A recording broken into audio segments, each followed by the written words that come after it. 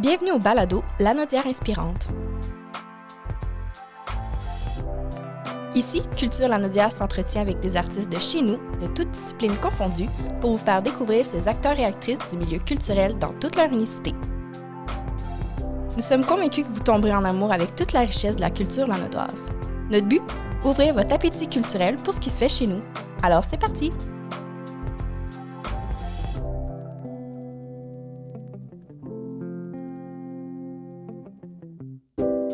Salut, c'est Maude de l'équipe de Culture Lanaudière. Aujourd'hui, au balado, je reçois Claire Gutadoro, directrice générale de la Maison Louis Cyr à Saint-Jean-de-Matane. On parle ensemble d'Enquête au village, un nouveau parcours immersif qui invite les visiteurs à découvrir autrement l'histoire du territoire et bien sûr de la famille de Louis Cyr. Ce qui ressort beaucoup de notre discussion, c'est cette volonté de faire vivre le patrimoine autrement, de le rendre plus accessible, plus vivant, plus ancré dans les quotidiens des gens. Il y a une chose qu'on a oublié de mentionner pendant l'épisode, mais qui mérite vraiment d'être soulignée, c'est que la Maison Louis Cyr est maintenant ouverte à l'année. C'est un beau changement qui reflète bien, je trouve, toute la transformation que l'équipe est en train d'amorcer pour faire de ce lieu un véritable espace culturel vivant pour la région. Alors, il ne me reste qu'une seule chose à faire, c'est de vous souhaiter une bonne écoute. Bonjour Claire. Bonjour Maud. Merci de venir nous rencontrer aujourd'hui pour nous parler d'un super projet que la Maison Louis Cyr va lancer là, tout prochainement. En fait, peut-être même au moment que le balado va sortir, ça va être déjà actif.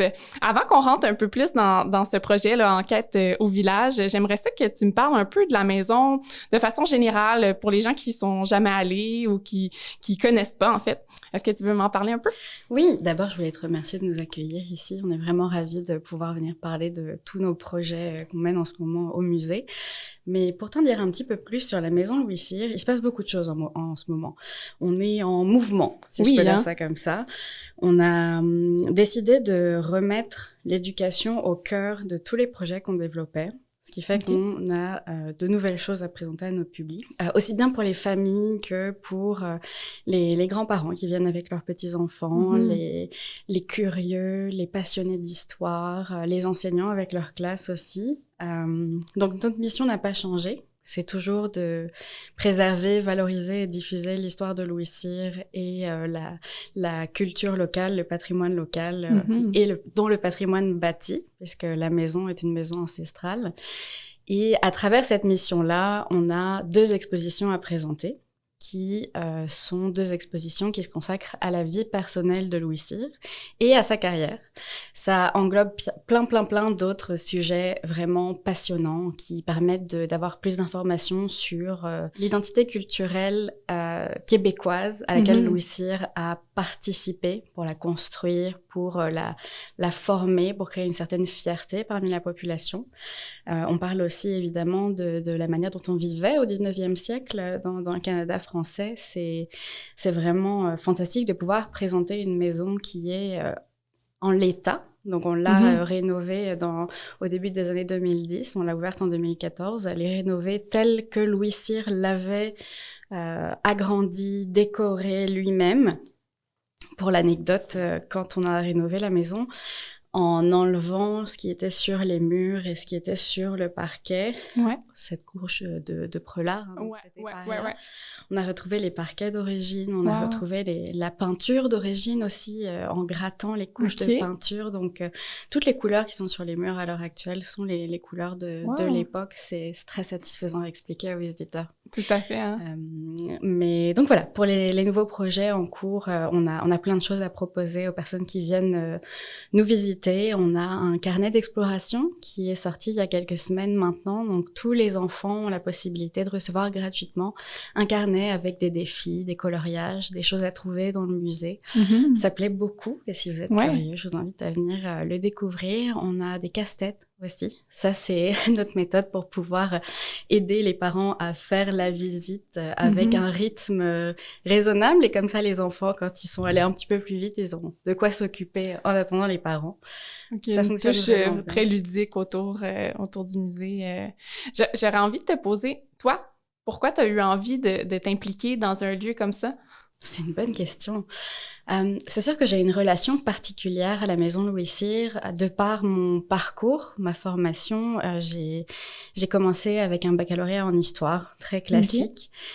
Et j'ai décidé de m'engager professionnellement dans le patrimoine. Je viens pas du Québec initialement, je viens pas de la Naudière. On l'entend un petit peu dans ta voix.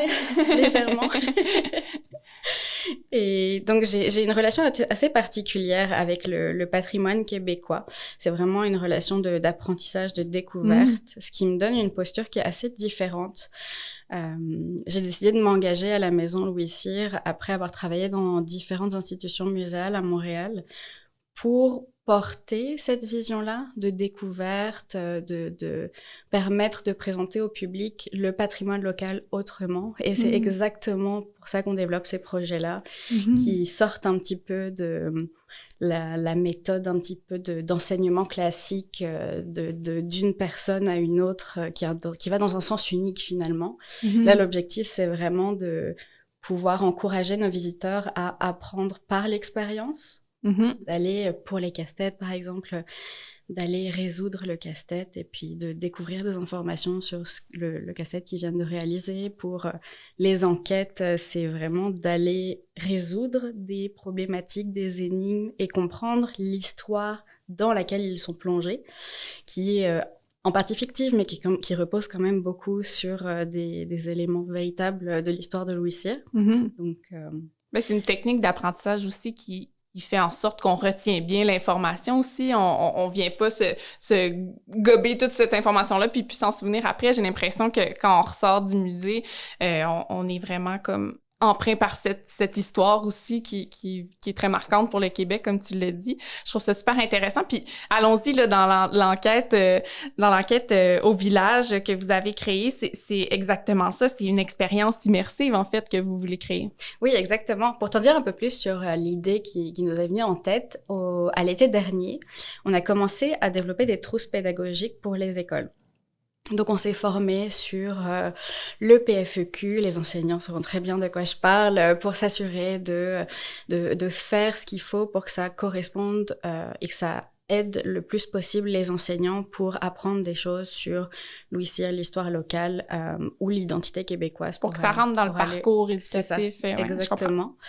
Et en développant ces trousses-là, on s'est dit, mais c'est super de faire des choses pour les classes et c'est une de nos priorités, mais comment est-ce qu'on peut faire pour créer quelque chose pour nos publics qui viennent en famille au musée pour passer une bonne après-midi? Leur faire la classe, c'est pas la solution.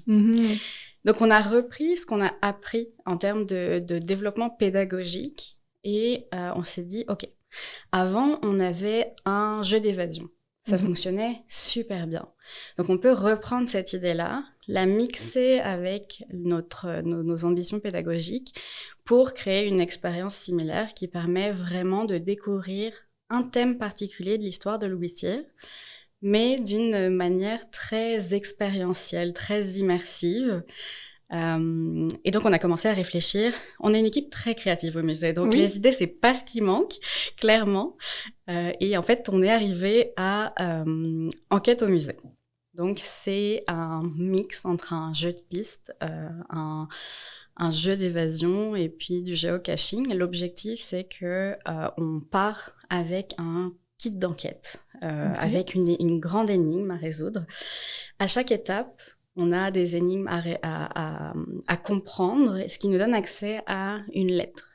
Il nous donne des informations supplémentaires sur la période concernée de la vie de Louis Cyr, des éléments sur la maison, des éléments sur les personnes avec qui il a eu des moments dans sa vie, avec qui il a échangé, des moments importants. Et au fil de l'histoire, donc on découvre de plus en plus de choses, on comprend des choses. On fait marche arrière aussi, parce que c'est des énigmes qui sont pas si faciles que ça, donc il faut comprendre le déroulé de l'histoire, si je peux dire ça comme ça. Donc l'objectif d'enquête au musée, c'est de découvrir le dernier secret de Louis Cyr. OK. Donc on découvre des lettres de Louis adressées à sa fille Emiliana, qui la guide pour pouvoir découvrir ce fameux secret. Mais j'en dirai pas plus. Ben non, il va falloir aller le faire si on veut plus de détails. Puis qu'est-ce que de travailler autour d'Emiliana, justement, permet de raconter qu'habituellement, on n'entend pas de l'histoire de Louis Cyr à même la maison, disons? C'est une bonne question. En fait, on a décidé, quand on a commencé à y réfléchir, on s'est dit, OK, Louis Cyr, on en a parlé de long, en large et en travers. C'est sûr qu'on a encore beaucoup de choses à dire sur lui, sur sa vie, sur sa carrière, sur tout ce qui le touche personnellement. Donc, on s'est un petit peu plus penché sur les personnes importantes de sa vie. Évidemment, dans l'équipe, on a une fibre un peu féministe. Donc, on s'est dit, ça pourrait être intéressant de mettre de l'avant les femmes de sa vie. Donc, on a décidé de partir avec Emiliana comme thème principal pour la première enquête. Et pour la deuxième enquête, donc enquête au village, là, c'est un échange de lettres entre Mélina Comtois, sa mère, et Emiliana. OK. Intéressant. J'ai hâte d'aller faire ça, mais justement, est-ce que ça s'adresse à moi? Est-ce que ça s'adresse... tu disais que c'est quand même complexe, donc quel âge, mettons? Est-ce qu'il y a des petits-enfants ou on se fait ça en groupe? Combien de personnes? Je veux tous les détails. Pour tous les aspects pratiques, il faut savoir que on a pensé l'expérience pour des enfants à partir de 12 ans. Parfait, mais okay. On a reçu des familles avec des enfants plus jeunes avec qui ça se passait très bien. Comme il y a pas mal de lectures, notre conseil, c'est vraiment de faire en fonction du niveau de lecture de vos enfants pour s'assurer que ce soit pas une expérience un peu trop longue et décourageante. Mais avec des parents, ça se fait vraiment très bien. On a eu beaucoup de très bons retours et on est très heureux de ça. Il faut savoir que les deux expériences, elles sont accessibles uniquement quand le musée est ouvert. Pour la simple et bonne raison qu'on va vous remettre des informations et puis un kit de départ avec des indices, des photos, plein de petits éléments à découvrir. Et cette expérience-là, elle est accessible à un coût qui est affiché sur notre site web. Si vous voulez aller voir tous les détails, et puis pour réserver, vous pouvez réserver sur le site web. Génial. Puis là, tu dis un kit de départ, est-ce que les gens ont besoin d'un appareil? Tu parlais de geocaching, c'est avec un téléphone? Bonne question. C'est une expérience de groupe qu'on peut faire jusqu'à 6 personnes. Et pour la version intérieure, comme on avait la liberté d'utiliser tous les espaces du musée, on a décidé d'aller 100% avec du physique sans numérique. OK. Nos cachettes sont hyper sophistiquées. On était très, très heureux de trouver plein de systèmes qui nous permettent vraiment de pousser l'expérience assez loin. Mais pour l'extérieur, on a revu notre positionnement et on s'est dit que le numérique avait un avantage. L'objectif de faire sortir les gens du musée, c'est vraiment de poursuivre l'expérience muséale à l'extérieur, de poursuivre l'apprentissage, de découvrir le patrimoine au-delà des murs du musée, d'aller voir Mata... dans son entièreté, de découvrir son patrimoine bâti qui est quand même assez riche. Justement, Claire, qu'est-ce que Saint-Jean-de-Mata apporte à cette expérience-là? Comment vous en êtes inspiré? Comment le territoire a eu écho dans ce projet-là? Quand on voulait sortir du fait de parler de Louis Cyr de long en large, on s'est dit que parler des personnes qui l'entouraient, c'était un bon moyen, mais que sortir du musée, c'en était un autre. Et à Saint-Jean-de-Mata, ça ne manque pas de patrimoine, de culture, de choses à voir, à découvrir. Et donc, on a pris une carte de la municipalité et puis on a noté tous les points d'intérêt qui étaient liés de près ou de loin à la ville de Louis Cyr. Puis on s'est dit, OK, c'est parfait. Ça va permettre aux gens de se balader à travers le village. En été, c'est parfait, c'est tout ce qu'on veut faire. Ça va permettre aux gens de découvrir des lieux où ils seraient certainement pas allés. C'est par exemple la place Louis Cyr, où il y a une statue de Louis Cyr qui est remarquable. C'est assez rare que les gens y aillent parce qu'il n'y a pas grand-chose à voir de plus que cette statue-là, mais le fait de vivre l'expérience, ça permet de savoir comment est-ce qu'elle a été pensée, comment est-ce qu'elle a été fabriquée, pourquoi elle est là, qui l'a créée et quelle importance ça a pour Saint-Jean-de-Mata. Donc, on a vraiment essayé de voir l'expérience comme une continuité de l'expérience au musée qui pourrait être au final un bénéfice aussi bien pour les visiteurs parce qu'il y a plus de choses à découvrir qu'après la visite au musée, mais aussi pour le village parce que ça va faire du passage. C'est un petit peu comme une promenade augmentée, si on veut. J'adore ça. J'ai l'impression que ce projet-là est venu comme imbriquer plein de choses ensemble que vous voulez prôner, que vous avez envie de mettre de l'avant. Puis en plus, vous recherchez à joindre les familles, les jeunes, les écoles, les visiteurs touristiques aussi, comme tu viens de me le dire, la communauté locale également, pour qu'ils connaissent un peu mieux l'histoire et tout ça. J'imagine que c'est quand même un défi important. Comment vous réussissez à venir créer une expérience qui est influencée par tous ces publics-là? C'est une bonne question. C'est vrai que on peut pas s'adresser à tout le monde.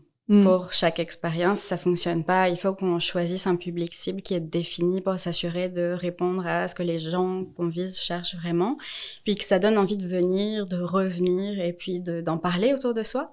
Donc l'expérience d'enquête au village, l'objectif c'est vraiment de s'adresser en premier lieu aux personnes qui vivent à proximité du musée, justement pour pouvoir leur faire découvrir tout ce qu'il y a de riche autour de chez eux. Ensuite, on s'adresse évidemment aux touristes qui viennent visiter le musée, surtout pendant la période estivale et qui veulent avoir une bonne raison de profiter du soleil, si on veut. Mais ça me fait penser au fait que, à mon arrivée au musée, qui est assez récente, on s'est rendu compte avec l'équipe que le mot musée pouvait faire peur.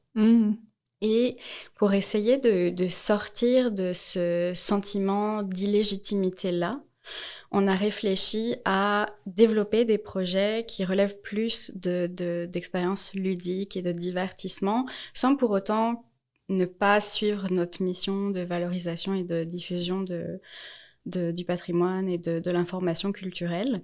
Et donc, c'est tout ce qu'on a développé depuis l'été passé, ça répond pas mal à ça, d'aller chercher des publics qui pourraient être intimidés par le fait de côtoyer une institution culturelle qui peut avoir l'air d'endosser une autorité particulière. Et ça fonctionne. On est vraiment très heureux de voir de plus en plus de personnes qui vivent à proximité du musée venir nous voir, puis nous dire « Oh, ça fait des années que j'habite à côté.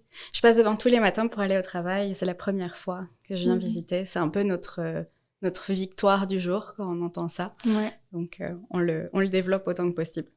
Génial, mais j'ai l'impression que, en tout cas, du moins, comment tu me l'expliques, il va falloir que j'aille tester en vrai à partir du 20 juin, c'est ça? Pour voir, mais j'ai l'impression que vous êtes venu remplir plusieurs cases de votre mission. En tout cas, ça a l'air vraiment, vraiment chouette. Je pense que je t'ai pas demandé cette expérience-là en temps, combien de temps ça dure? On donne à peu près 1 heure aux équipes, mais il faut savoir on prévoit 1h30 pour pouvoir réaliser l'expérience. On voulait sortir du fait d'avoir un timer comme pour le jeu d'évasion, parce que l'objectif, c'est vraiment de passer un bon moment et puis d'aller au bout de l'énigme, parce que c'est vrai que comme on découvre un élément de plus de l'histoire au fur et à mesure des étapes, s'il nous manque la fin, c'est vraiment dommage. Donc, c'est ça. L'objectif, c'est d'aller au bout, peu importe le temps qu'on met. Génial. Si, mettons, je te permets de rêver pour la suite, pour la Maison Louis Cyr, qu'est-ce que tu entrevois? Qu'est-ce que tu as envie que cette institution-là prenne comme place dans la culture lanaudoise?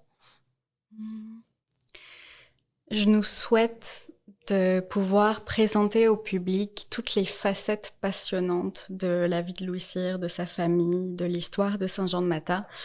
On a tellement de choses à raconter, tellement d'histoires à valoriser, que ce soit celle de Louis Cyr, de sa famille, mais aussi de l'histoire des familles de Saint-Jean-de-Matha, de personnes qui vivent proches du musée. C'est vraiment ce qui nous anime tous. J'espère vraiment qu'on aura l'occasion de présenter très prochainement des expositions différentes de celles qu'on présente depuis quelques années déjà. Évidemment, toujours de nouvelles expériences pour donner aux gens envie de venir et revenir. Et puis que la visite soit mémorable. C'est pas mal ce pourquoi on travaille. Ah, c'est génial.